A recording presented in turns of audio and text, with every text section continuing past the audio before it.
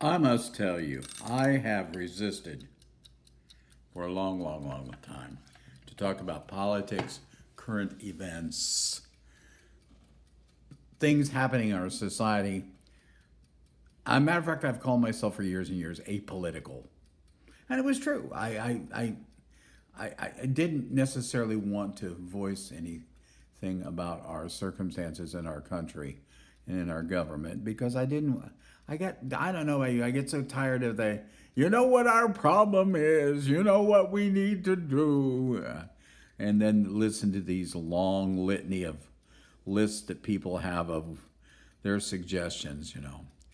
But, um, but, hear that come in there? I feel the need right now to get practical and to get common sense. Whether you consider it commentary on our political situation or commentary on our political parties, that's up to you.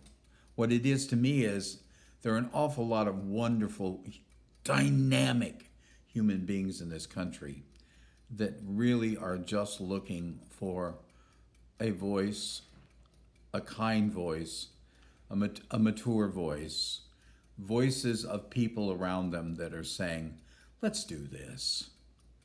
First of all, we've existed for years and years on this myth of checks and balances. The three forms of our government, the executive branch, the legislative branch, and the judicial branch. They are checks and balances come along to make sure that one doesn't get more powerful than another. And of course, I guess we have this idea that all these people, Jefferson and Washington, borrowed this idea from another place. They made it up. No other country's ever done what we've done here. This is all made up. So after all these years, we need to realize that this system we've built up is more like checked out and imbalanced instead of checks and balances.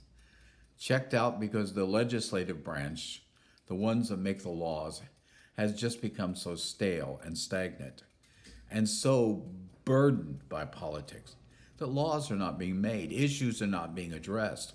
So the executive branch tries to step in and make a difference, but then it depends on what kind of president you've elected. Are they going to make the right choices? Fortunately for us, the judicial branch, with all of its frailties, has done a pretty good job to holding us to the road in many situations where there needed to be decisions made, and decisions were made nonpartisan. That's amazing. Just stop and think about that.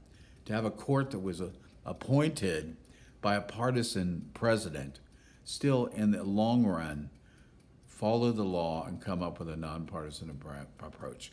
We've got to understand that we're in the middle of an unchecked situation that's imbalanced, and we're just trying to find out how to get this thing done. That's why I came up with a word, and I'm going to share it with you this morning. And it's kind of a cute word, Duco. D-U-K-O. Duco. It's something I want to insert in my life. I'm going to start about Duco. I'm going to start talking about Duco. And what is Duco? Well, I guess I ran out of time, but I'll get to that with you tomorrow. Checked out and imbalanced. It's time for a change.